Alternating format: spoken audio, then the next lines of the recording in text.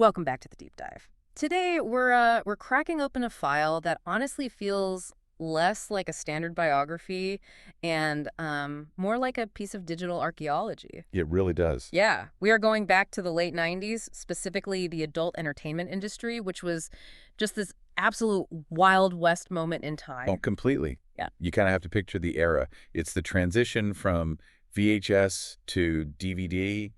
The internet is just starting to become a real thing for video, and the sheer volume of content being produced was exploding. Right.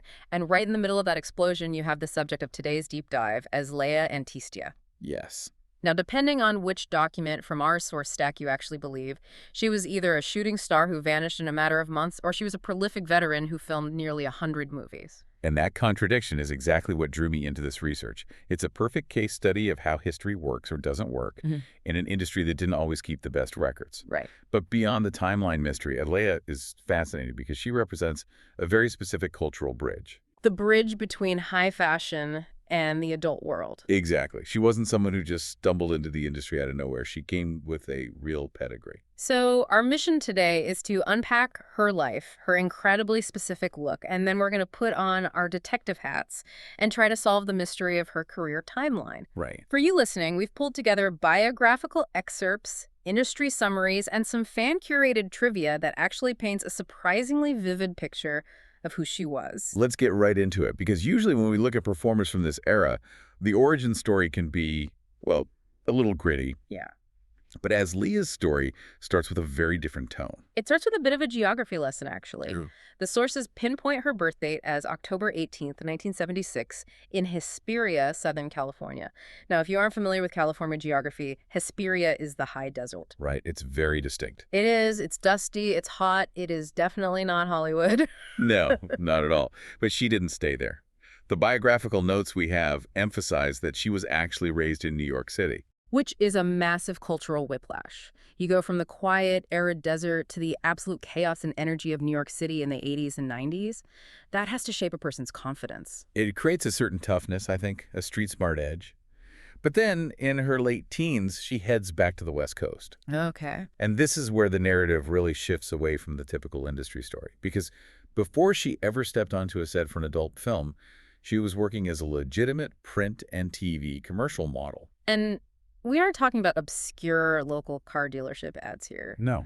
The sources drop a very specific, very heavy brand name, Guess Jeans. That is a huge detail. We really need to pause on that. Yeah, let's unpack the Guess phenomenon for a second. If you weren't fully conscious of pop culture in the 90s, you might not realize the weight of being a Guess model. It wasn't just modeling clothes. Right, it was a lifestyle brand. Absolutely.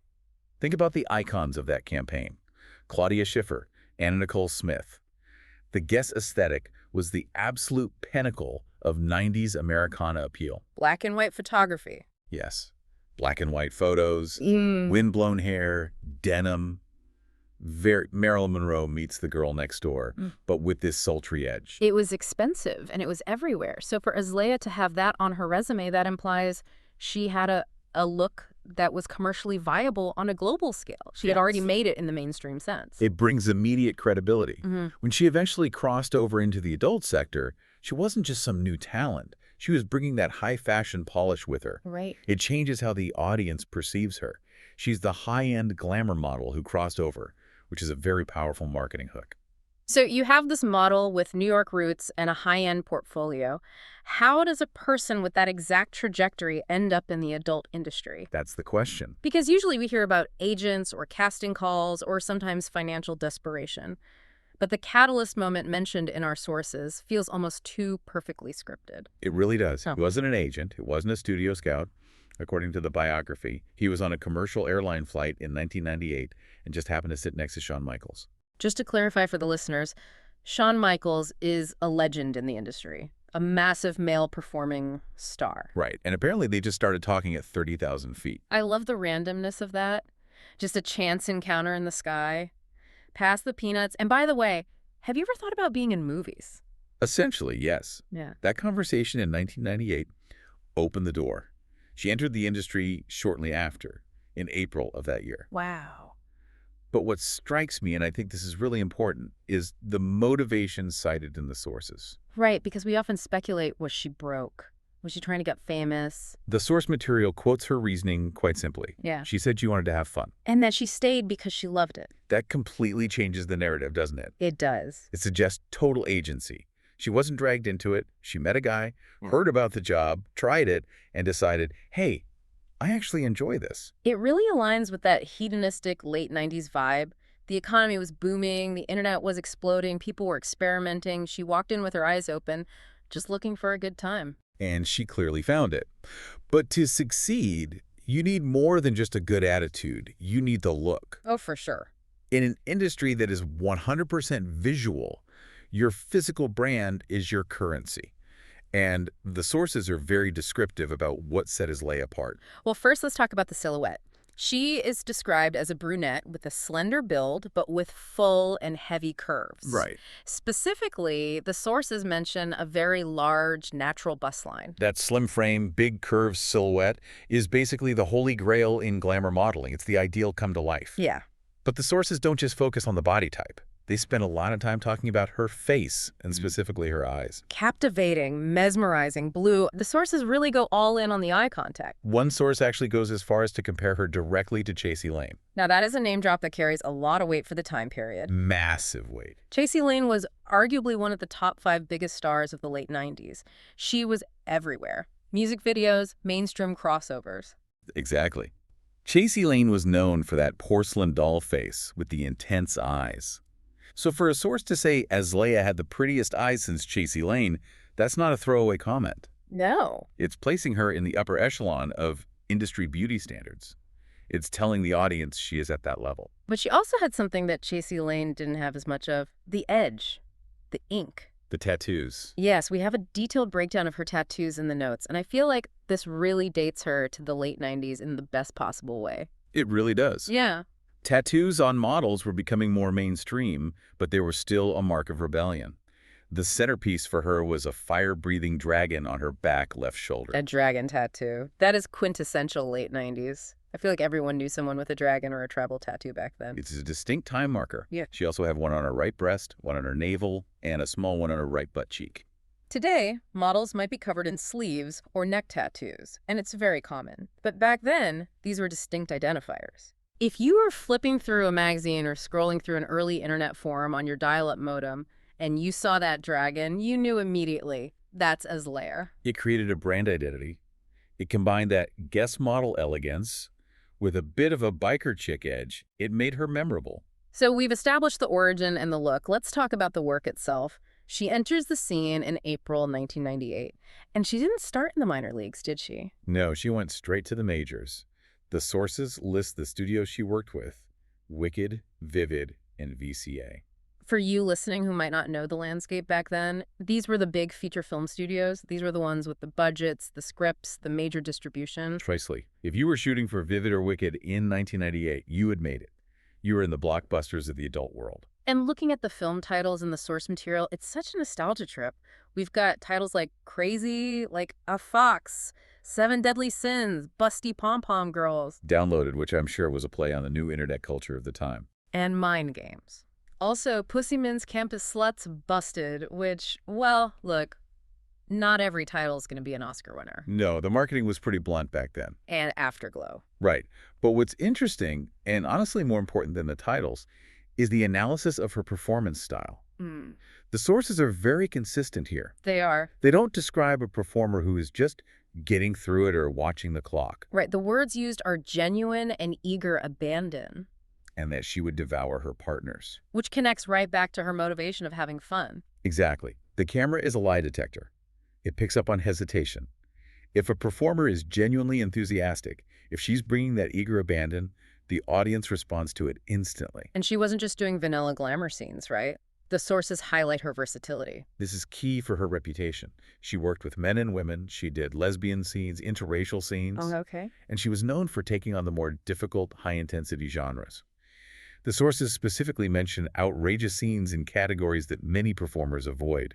Like the intense backdoor play scenes. Yes, anal scenes. That word outrageous implies she was pushing boundaries. She wasn't playing it safe at all. Not at all. To be a guest model who looks like she belongs on a runway, but who can also deliver a high-intensity, outrageous scene that makes you a unicorn to a casting director. Oh, for sure. You can put her on the box cover looking elegant to sell the movie, but she can deliver the intense scenes to satisfy the hardcore fan. That's why she was considered one of the most desirable starlets of the time. Okay, so she's desirable, she's working for the big studios, she's got the look. This brings us to the central mystery of this deep dive. The timeline. The timeline. We know she started in April 1998, but when did she stop? Because our sources are absolutely fighting with each other on this one. It is a massive discrepancy, and it's a bit of a headache for historians. Let's look at Viewpoint A. Okay. There is an IMDb-style mini-biography that claims she had a brief moment. It says she started in 1998 and retired in late 1998. So, a supernova. In and out in less than a year. A one-year wonder. Right, that fits the shooting star narrative. Yeah. But then you have Viewpoint B. Another industry source claims she retired in 2003. Whoa. That is a 5-year gap. In the adult industry, 5 years is a lifetime. It really is. That's the difference between a tourist and a resident. That's a full career. And then there's Viewpoint C, which splits the difference, saying she finished out her career in the early 2000s. Why is this so hard to pin down? We aren't talking about the 1800s here. This was 25 years ago. Why are the records so messy? You have to remember the context of data in that era. In 1998, there wasn't a centralized, reliable internet database like we have now. Right. A lot of this history lived in magazines, on VHS box covers, or in text files on fan sites. And re-releases were a huge thing. Huge. A studio might shoot a scene in 1998. Then, in 2001, they repackage it into a best-of compilation with a completely new title. Ah. So if you're a fan looking at that in 2003, you see her face on a new release shelf and think, oh, she has a new movie out. She's still working. It creates a ghost career. She could be retired in Hawaii, but the video store shelves say she's still working in LA. Exactly. However, there is one statistic in the sources that makes me lean toward the longer career theory, or at least that she worked longer than just 1998. Which one? One source mentions she performed in 80 films, or more than 60 titles, depending on how you count compilations. Let's do the math on that. If Viewpoint A is true, that she retired in late 1998 and she started in April, that gives her roughly 8 months. To do 80 films. That's 10 films a month, every single month, without a break. That sounds physically impossible. I mean, doing one scene is an all-day, exhausting event. Doing 10 a month would destroy you. It would be incredibly punishing. It's not strictly impossible. Some performers went on tours where they shot constantly. But it is highly unlikely for someone who just wanted to have fun. Yeah, that kind of schedule is a grind. That's a job. So the 80 film statistics suggest that Viewpoint B, the 2003 retirement, is probably closer to the truth. Or at least that she worked steadily through 99 and 2000. My theory. She probably shot the bulk of them in the first 2 years, maybe took a break, and came back for sporadic shoots. That makes sense. That early 2000s finish line feels like the most logical compromise between the sources. There's also a note in the sources about her post-career life, or maybe during her career, that says she was reportedly performing at shows in Hollywood. Feature dancing. Yes. This was the standard business model for starlets. Yeah. You make the movies to get famous, then you travel to clubs to dance and sign autographs. That's where the real money was. Okay. If she was performing in Hollywood shows, she was accessible.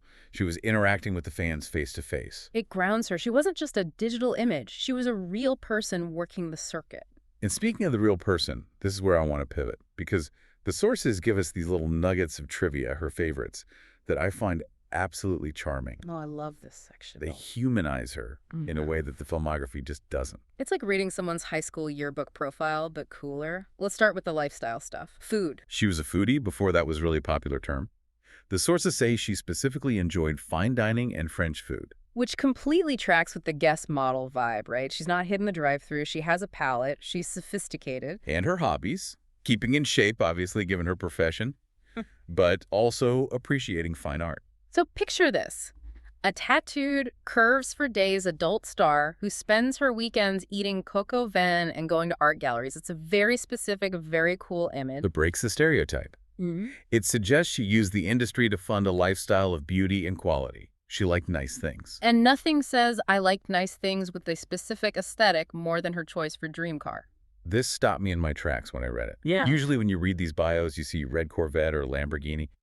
Azlea Antistia wanted to ride around in a 1940 Roadster. A 1940 Roadster, that is a deep cut. That is a car for someone who appreciates lines, history, style. It's classy. It's timeless. It fits perfectly with the black and white photography of her modeling days. It tells you she wasn't chasing modern trends. She had her own taste. And that taste extended to men, her dream guy. Prince. I mean, yes. Just yes. If you were a cool girl in 1998, who else would it be? It's the perfect answer. Prince wasn't just a hot guy. He was an artist. He was mysterious. He was sexually fluid and daring. He was the 1940 Roadster of humans. Exactly. He represents artistic integrity and sex appeal. It totally aligns with someone who appreciates fine art and performs with eager abandon. Right. It's not a generic answer like Brad Pitt. It shows she valued talent and charisma. It really does make her feel like a fully realized person. You can imagine her driving that Roadster, blasting Purple Rain on her way to a French dinner after a shoot. It's an entire vibe. And I think that's why we're doing a deep dive on her right now. If she was just another performer who did 5 scenes and quit, we wouldn't have this rich trivia. That's true. The fact that fans documented her favorite car and her food preferences shows that she really connected with people. They cared about who she was. So when we zoom out and look at the brief cinematic legacy of Azlea Antistia, what's the ultimate takeaway here? We have the conflicting timeline, the iconic tattoos, the genre-pushing performances. I think the takeaway is about impact over duration. We might never know for sure if she shot for 8 months or 5 years. The records from that era are just too messy to be certain. But we know she made a dent. She bridged that gap. She did. She proved you could take the mainstream, guest commercial aesthetic and bring it into the hardcore adult world without losing your cool. She brought a level of class and eager abandon that elevated the scene she was in. She wasn't just filling a slot in a cast list, she was a presence. And she did it on her own terms. She walked in to have fun, she made her mark, and then she drove off into the sunset, hopefully in that 1940 Roadster. A true enigma of the analog to digital transition. And that brings us to our final thought for you, the listener. We spent a lot of time analyzing the mechanics of this industry, the studios, the view counts, the career arcs. But does knowing these small personal details, the love for French food, the Prince obsession, the specific taste in vintage cars, change how you view the work? It's the ultimate question of celebrity, isn't it? Does knowing the human behind the fantasy break the illusion, or does it make the legacy richer? In the case of Azlea Antistia, I think knowing she had such specific cool taste makes the legend even better. It turns a body into a person. Something to chew on the next time you fall down a nostalgia rabbit hole. That's it for this deep dive into the archives. Thanks for listening, and we will catch you on the next one.